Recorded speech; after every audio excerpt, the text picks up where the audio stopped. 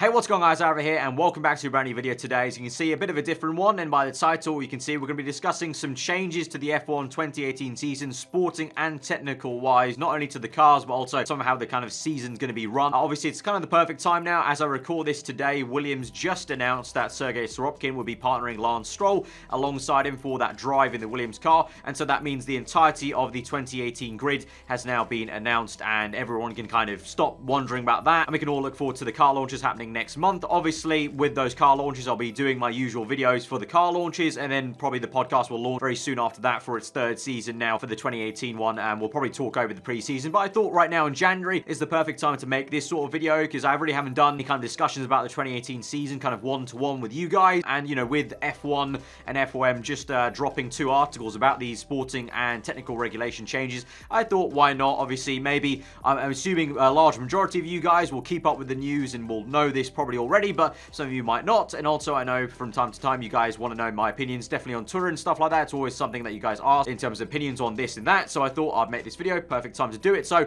let's discuss everything, and I've got a few thoughts on some of it. Obviously, a lot of it maybe is stuff I've said before on the podcast, but I feel like it's kind of going to be a bit neater and tidier in this one video. So let's get into it. So I thought I'd go ahead, start with the sporting regulations, and then we'll move on to the technical ones, and that's where the video will end off. So the first thing on the sporting regulation agenda, the biggest one really, is going to be the 3 engines allocated for each car this season. Now, last season it was 4, so we have 1 less engine per car. Now, this is a pretty big deal and a debate that we've discussed on the podcast many times before, but to have 1 less engine for the entirety of the season, in the season where there are now 21 races, so we have even more races than there were last season, and we have 1 less engine. So for teams like, you know, well, obviously last season with McLaren Honda, that was already a big struggle. We were seeing 45 place grid penalties for Fernando Alonso and Stoffel Van Dorn, you know, basically meaning that at the Belgian Grand Prix, they may as well be started back at Blanchimont, basically, when they started the Grand Prix, if you actually took the penalty places literally. And so now this season is going to be 3. Obviously, McLaren may not have that issue because they moved to Renault power unit engines, but the Renault guys still had issues themselves. Obviously, we saw the Toro Rosso guys at Brazil at the end of last season. They had turbo issues. All Renault power teams, in fact, had to run the turbo a lot slower through Brazil, so they kind of lacked performance. We then had the debacle of Toro Rosso coming to Abu Dhabi and still being in kind of desperate need of not knowing if they were going to have enough parts really to even run the entire weekend, which was laughable in itself. But going to this next season now, we have 1 entire less engine to work with, so that's going to be a big deal. It's going to be a kind of a compromising kind of season, maybe perhaps of power, reliability, even development, because now with 1 less engine, it means basically teams or manufacturers, I should say, like Honda, like Renault, even Mercedes and Ferrari, as they go head to head once again probably for the 2018 season, they'll struggle to maybe bring huge updates because you have less of a chance to bring those updates. If you bring a new update to an engine, that counts as a new engine, so you can't just keep on making new ones. You have to work with what you've got. So to bring huge updates like Honda tried to last season, and Renault as well, that's going to be a struggle, and so that's going to be a huge compromise throughout the entirety of all 21 races of how they manage that, and I'm sure there'll be more penalties to come. Thankfully though, speaking about those penalties, that is also another change going into this brand new season in terms of the sporting side. So the way penalties are going to work now is they're kind of trying to get away from what was frankly a very stupid, I think we could all agree, very stupid sounding thing where Alonso had 45 place grid penalty, Van Dorn a 50 place grid penalty, you know, you got like, you know, I don't know, Gasly with a 30 place grid penalty or whatever, and you had so many different stupid penalties where, you know, it would just sound ridiculous to say. And so now they're changing the way that works. So now if any driver gets 15 or more places of penalties, they're going to automatically get sent to the back of the grid. So it could mean, let's say a Red Bull car, Verstappen or Ricciardo, they qualify, you know, 4th place or whatever, but they've got a 15 place grid penalty. They're going to get sent to the back of the grid anyway. So even though they might technically start 18th or 19th, you know, if they've used last year's penalty scheme, they'll just be sent automatically to the back of the grid, because it's only 1 place really, and in all reality, and also most of the time when these guys were getting penalties, it wasn't 15 places, it was like 20, it was 25, and so it's just easier, instead of saying 45 place grid penalty, which they had to, because that's technically the correct way they apply the penalties, they'll just say back of the grid. If there are multiple drivers that have back of the grid, they'll be ordered in the way that they change their parts. So let's say Ricciardo is the one to change his engine completely, then let's say, I don't know, Alonso changes his, so they both get sent to the back of the grid. It'll be Ricciardo, then Alonso, because Alonso did it after Ricciardo, and so Ricciardo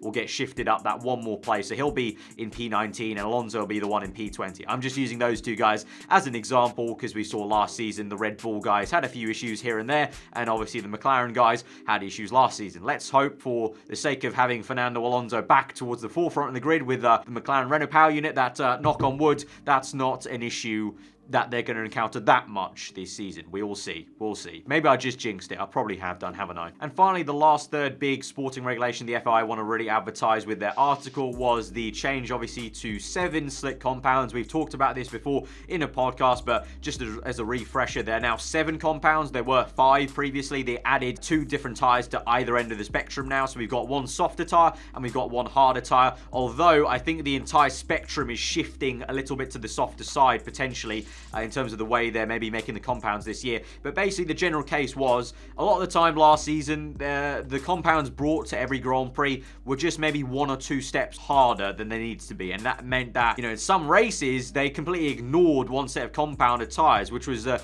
biggest case I can think of was the Spanish Grand Prix. No one used the hardest compound available. No one. They all used the middle and the softer tyre available for the race and qualifying, of course. But, things like that were just so silly to kind of see. And also, it meant like the races were compromised, because it meant like a lot of the time there were one-stop races where, frankly, I mean, this is kind of personal preference for me. I don't enjoy one-stoppers. There were some cases in this season, gone by season 2017, where the one-stopper races weren't too bad. They were actually pretty exciting. But a lot of the time, you would like to think one-stoppers don't equal straight away in your mind, oh, exciting racing, it's going to be a lot of strategy work. It's really just, okay, who's got the fastest car? Who's got the fastest pace on 1 and 2 sets of tyres? Whereas if you've got a bit of variety, you can try a one-stop via 2-stop. We've seen so many of those cases in the past where, lower teams were able to make a one-stop work versus a 2-stop, and you get through there. I mean, heck, even last season when there were 2-stop races, we saw other people trying one-stoppers, and you had a few success stories here and there, maybe. So the thinking there is, with 7 compounds now available, not 5, you just have a bigger spectrum for Pirelli to choose from, and so hopefully, fingers crossed. I mean, Pirelli, unfortunately, haven't been that great in the past at choosing these things, but hopefully you would like to think with a wider choice, they can now choose better compounds, softer compounds, maybe more aggressive ones that will allow us to get at least a 2-stop. I'm not even wanting and thinking about a 3 or a 4-stop. Even just a 2-stop would be more ideal than a 1-stop, in my opinion. Of course, you guys might think differently, and actually, on any opinion I'm saying in this video, do let me know in the comments below what you guys think. Let's try and get a discussion going. Obviously, as I said, this is more of a one-to-one conversation rather than, myself, Callum, and Tom talking in the podcast. So let me know what you think in the comments below about any of that stuff. And so that's the sporting regulations. Let's move on now to the technical ones. Not too many major things to actually talk about, really. There's only 2 major technical regulation changes. Actually, a third minor one, but 2 major ones, which is firstly going to be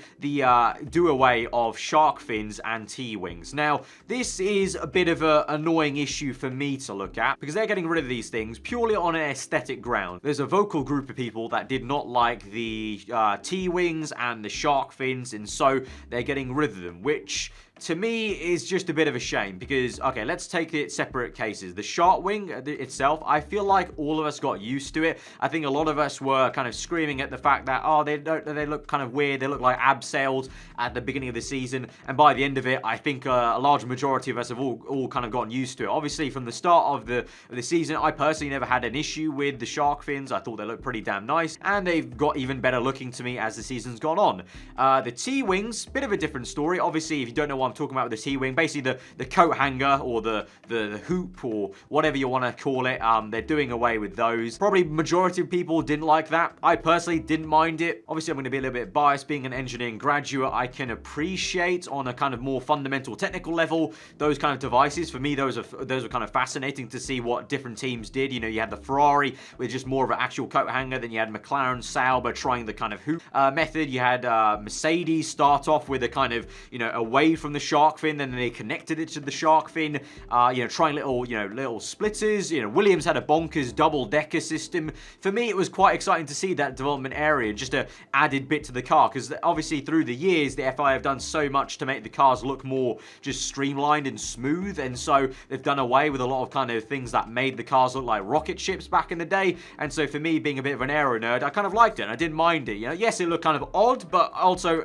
like I said with the shark fins, I got used to them. Obviously, a lot of people didn't get used to them, and so there's a good argument to maybe get rid of those. But the shark fins, I feel like there was no need to get rid of them. And also, at the end of the day, they also did a brilliant job at adding to the design of the car, obviously with the numbers and the names. Now, that's still going to be the case, because although they're getting rid of the shark fins, they're not completely getting rid of them. They're basically just reducing them quite heavily to the point where it almost just looks like excess bodywork like we had in seasons gone by, and there'll still be enough room, I think, for names or numbers. It's kind of at the team's discretion on how they want to do it. Of course, we've seen Williams put the initials on the rear wing rather than the actual engine cover, because they had the Martini sponsorship. We've had, you know, Red Bull going with the numbers, you know, Mercedes went with the kind of name and then a flag as well. So it's kind of at the team's discretion on how they want to go about that, but there's enough room there to still make that possible to kind of distinguish between driver to driver in each car. And also another caveat to why maybe also they wanted to do it with the shark fins as well entirely is it was technically a loophole that was there in the regulations, and it also meant that you had teams like Force India at Singapore introducing shark teeth on the top of the actual shark fin itself, which a lot of people, including people like Martin Brundle, really did not like the look of.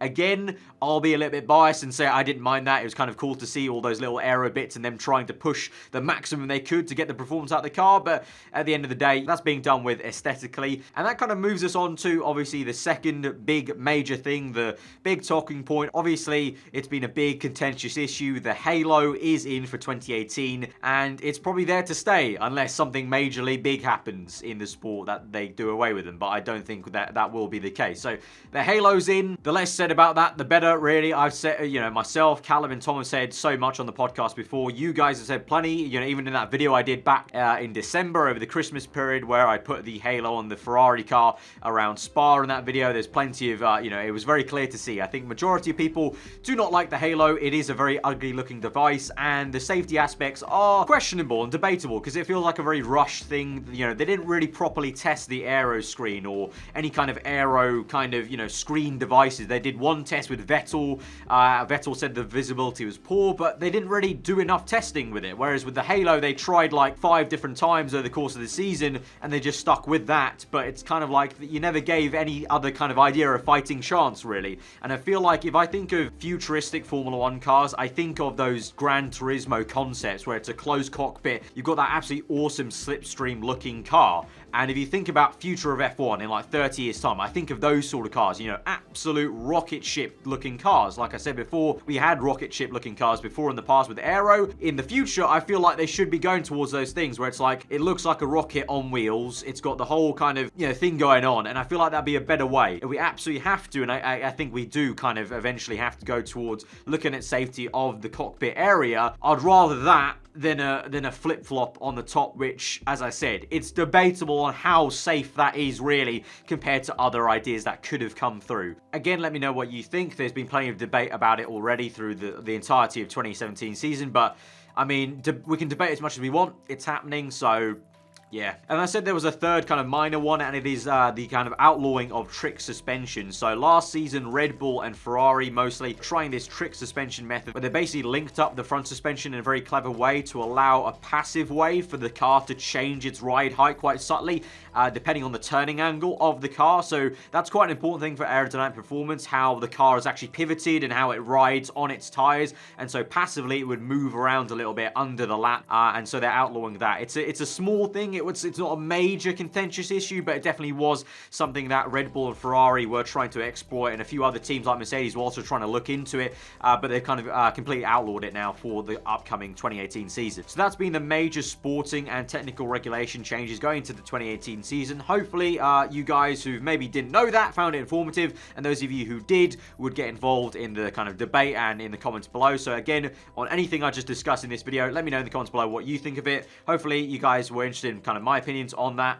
So not a huge amount is changing actually for 2018 for the 2018 season. It's quite a stable kind of season to season progression, apart from really the major visual changes will be that halo and the doing where the shark fin. And then I think as the season goes on, I think we'll probably notice the 3-engine rule come into play, because although, yes, teams like Renault are, making steps and steps and steps, and even Honda are, I still think it's going to be a bit too much for those guys, and we are going to see those come into play frustratingly for people like Pierre Gasly, Brendan Hartley, who obviously got the brand new Honda power unit for next season, and even the Renault guys, Red Bull, McLaren, the Renault Works team. We saw towards the end of the season, like I said, with Brazil, it was noticeable that even Renault was still kind of in the struggle period of, making everything work to the end of the season. So, but guys, if you have enjoyed this video and found it informative, hit that like button. Let me know what you thought in the comments below. If you are new around here, then do get subscribed for more weekly Formula 1 content. I usually do gaming stuff, obviously, but I do also like to try and venture into doing some more stuff about real life, the real life F1 season. Of course, as I mentioned at the start, I will be doing